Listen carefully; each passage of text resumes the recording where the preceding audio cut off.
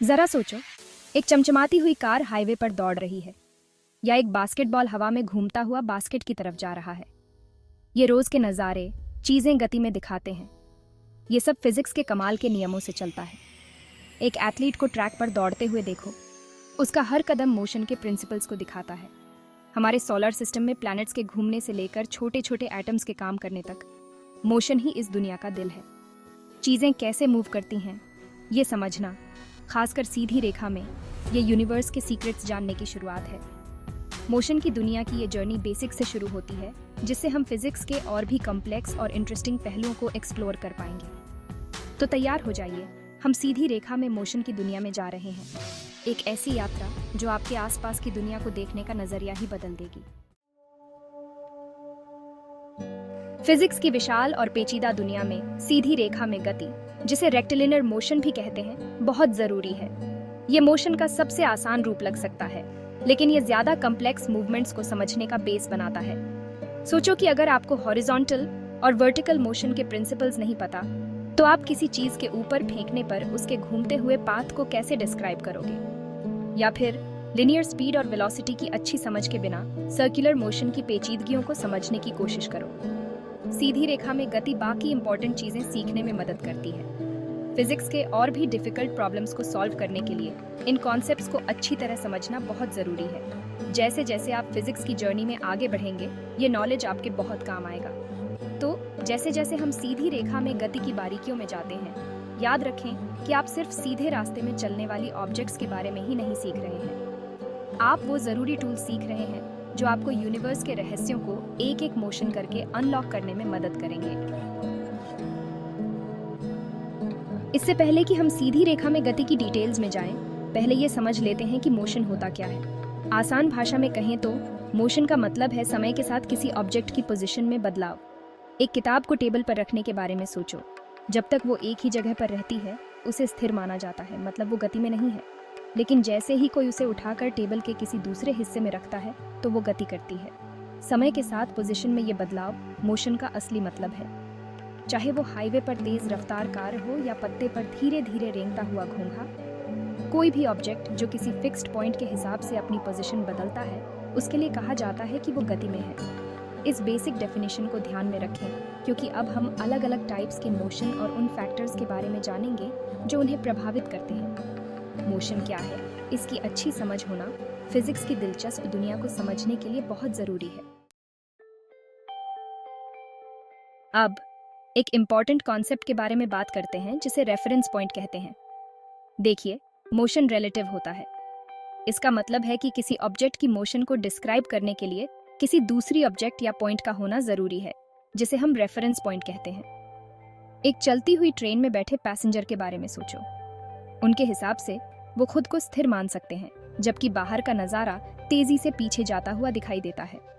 लेकिन प्लेटफॉर्म पर खड़े ऑब्जर्वर के लिए पैसेंजर ट्रेन के साथ गति में है। इससे रेफरेंस पॉइंट का महत्व समझ आता है।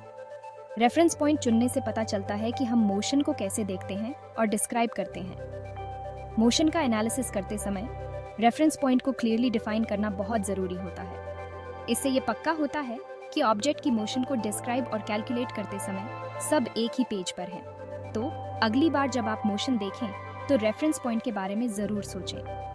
ये एक छोटा सा लेकिन इम्पोर्टेंट कॉन्सेप्ट है जो मोशन के रिलेटिव नेचर को दर्शाता है। भाग 5, सीधा और सपाट, ट्रांसलेशनल मोशन। मोशन कई तरह का होता है और हर एक की अपनी अलग विशेषता होती है।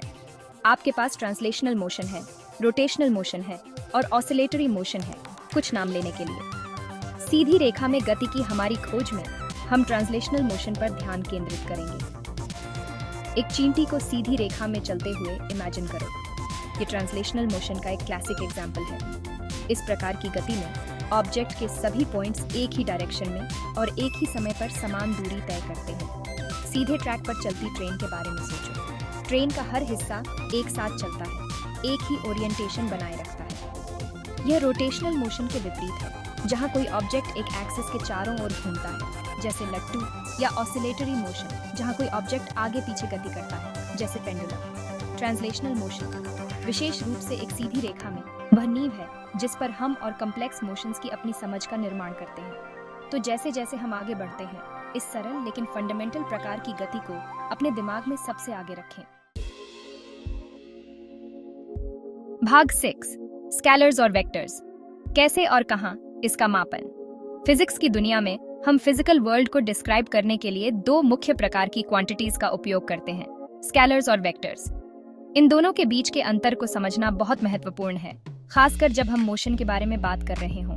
स्केलर्स फिजिक्स की दुनिया के सरल लोग हैं। उनके पास केवल मैग्नीट्यूड होता है, जिसका अर्थ है कि वे आपको बताते हैं कि किसी चीज की क्वांटिटी कितनी है। गाड़ी चलाते समय अपनी स्पीड के बारे में सोचें।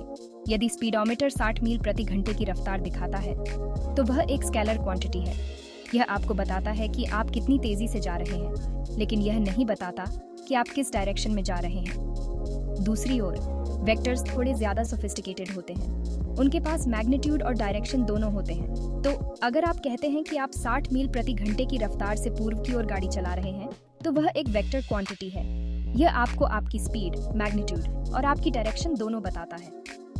फिजिक्स में स्केलर क्वांटिटीज के एग्जांपल्स में डिस्टेंस, स्पीड, मास और टाइम शामिल हैं। वेक्टर क्वांटिटीज में डिस्प्लेसमेंट, वेलोसिटी, एक्सेलरेशन और फोर्स शामिल हैं। मोशन के साथ काम करते समय इन दो प्रकार की क्वांटिटीज के बीच अंतर करना महत्वपूर्ण है, क्योंकि वे अलग-अलग प्रकार की जानकारी प्रदान करती हैं। स्केलर्स हमें मोशन के कितना पहलू के बारे में बताते हैं, जबकि वेक्टर्स हमें पूरी पिक्चर देते हैं, जिसमें कितना और किस दिशा में दोनों शामिल हैं। जैसे जैसे हम मोशन में गहराई से उतरते हैं, स्केलर्स और वेक्टर्स के बीच के अंतर को समझना एक्यूरेट कैलकुलेशंस और प्रेडिक्शंस करने के लिए महत्वपूर्ण होगा। भाग 7, रिकैप, मोशन के मूल तत्व। आइए एक बार उन की कॉन्सेप्ट्स पर नजर डालें जो हमने अब तक कवर किए हैं। हमने मोशन को किसी रेफरेंस पॉइंट के सापेक्ष किसी ऑब्जेक्ट की पोजीशन में बदलाव के रूप में डिफाइन करके शुरुआत की। रिलेटिव मोशन की यह समझ बहुत महत्वपूर्ण है, क्योंकि हम एनालाइज करते हैं कि ऑब्जेक्ट्स एक दूसरे के हिसाब से कैसे मूव करते हैं। फिर हमने रेफरेंस पॉइंट्स के कॉन्सेप्ट को एक्सप्लोर किया, मोशन को डिफाइन और मेजर करने में उनकी भूमिका पर जोर दिया। रेफरेंस पॉइंट का चुनाव इस बात को प्रभावित कर सकता है कि हम मोशन को कैसे समझते हैं और डिस्क्राइब करते हैं, इसके रिलेटिव नेचर को हाईलाइट करते हैं। इसके बाद हमने विभिन्न प्रकार के मोशन में प्रवेश किया। ट्रांसलेशनल मोशन पर ध्यान केंद्रित किया, जहां किसी ऑब्जेक्ट के सभी भाग समान दूरी, डायरेक्शन और समय में मूव करते हैं। यह प्रकार का मोशन और कॉम्प्लेक्स मूवमेंट्स को समझने के लिए फंडामेंटल है। अंत में हमने स्केलर और वेक्टर क्वांटिटीज के बीच अंतर किया, मोशन का वर्णन करने में उनके महत्व पर जोर दिया। स्केलर्स जैसे डिस्टेंस और स्पीड में केवल मैग्नीट्यूड होता है। वेक्टर्स जैसे डिस्प्लेसमेंट और वेलोसिटी में मैग्नीट्यूड और डायरेक्शन दोनों होते हैं, जो मोशन की अधिक कंप्लीट पिक्चर प्रदान करते हैं।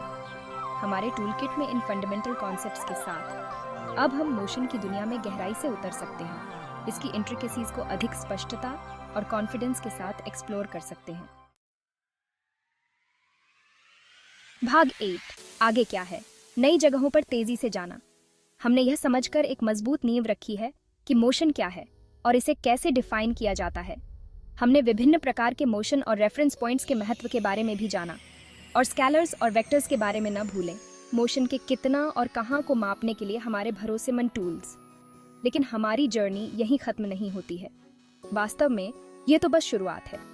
हम स्पीड और वेलोसिटी के एक्साइटिंग कॉन्सेप्ट्स को एक्सप्लोर करने के लिए तैयार हैं।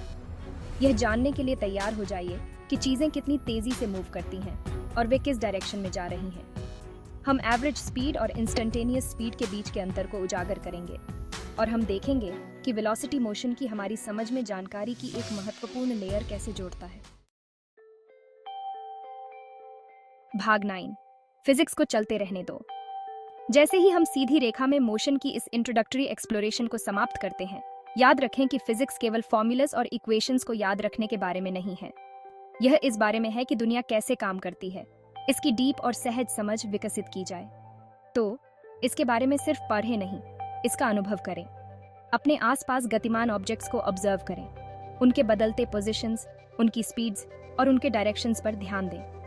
खुद से सवाल पूछें, ऊपर की ओर फेंकी गई गेंद अंततः नीचे क्यों आती है? किसी रैंप का स्लोप किसी रोलिंग ऑब्जेक्ट की स्पीड को कैसे प्रभावित करता है?